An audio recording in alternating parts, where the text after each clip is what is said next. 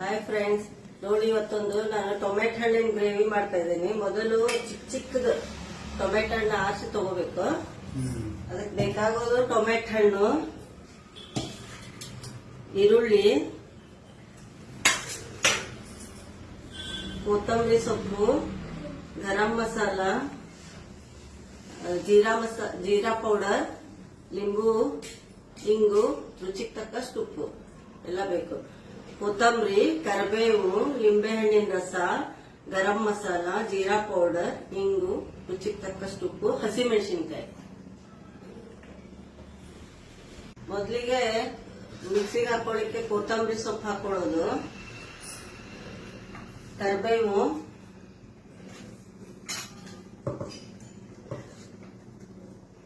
ಹಸಿಮೆಣಸಿನಕಾಯಿ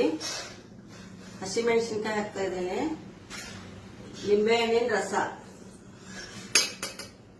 ಇಷ್ಟು ಹಾಕೊಂಡು ಮಿಕ್ಸಿ ಮಾಡ್ಕೋಬೇಕು.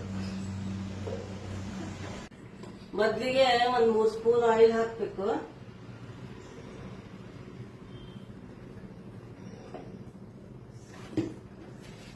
ಆಯಿಲ್ ಹಾಕಿ ಎಣ್ಣೆ ಕಾದಿದೆ, ಸಾಸಿವೆ ಹಾಕ್ಬೇಕು, ಜೀರಿಗೆ,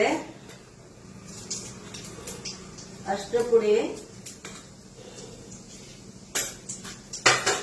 ಹಿಂಗು,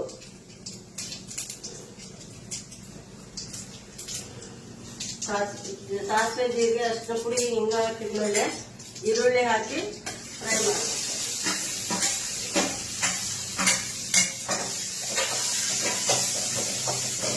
ಸ್ವಲ್ಪ ಸಾಫ್ಟ್ ಆಗೋವರೆಗೂ ಈರುಳ್ಳಿ ಬೇಯಿಸ್ಕೋಬೇಕು.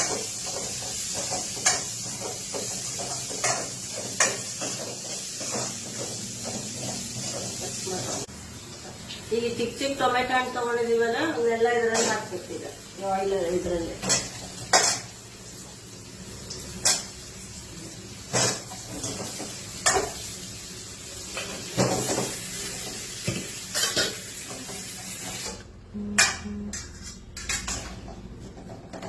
ಚೆನ್ನಾಗಿ ಕೈಯಾಡಿಸ್ಬಿಟ್ಟು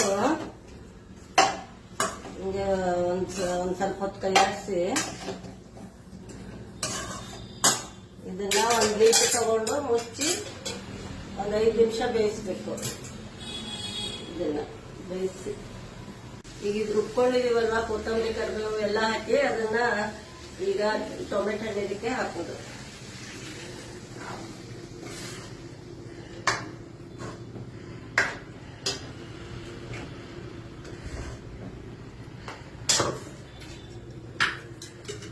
ಜೀರಾ ಪೌಡ್ರು, ಗರಂ ಮಸಾಲ, ಉಪ್ಪು, ರುಚಿಗೆ ತಕ್ಕಷ್ಟು ಉಪ್ಪು, ನಿಮ್ಗೆ ಎಷ್ಟು ಉಪ್ಪು ಬೇಕೋ ಅಷ್ಟು ಹಾಕಿ ಸಣ್ಣಾಗಿ ಕೈಯಾಡಿಸಿ ಸ್ವಲ್ಪ ಬೆಲ್ಲ ಹಾಕ್ತಾ ಇದ್ದೀನಿ. ಅದು ಅವ್ರವ್ರಿಗೆ ಇಷ್ಟ, ಬೆಲ್ಲ ಬೇಕಾದ್ರೆ ಹಾಕೋಬಹುದು, ಬೇಡಾದ್ರೆ ಬಿಡ್ಬೋದು. ಒಂದು 5 ನಿಮಿಷ ಕುದಿಸ್ಬೇಕು. ಇದು ಮುಚ್ಚಿ ಒಂದು 5 ನಿಮಿಷ ಇಡಬೇಕು.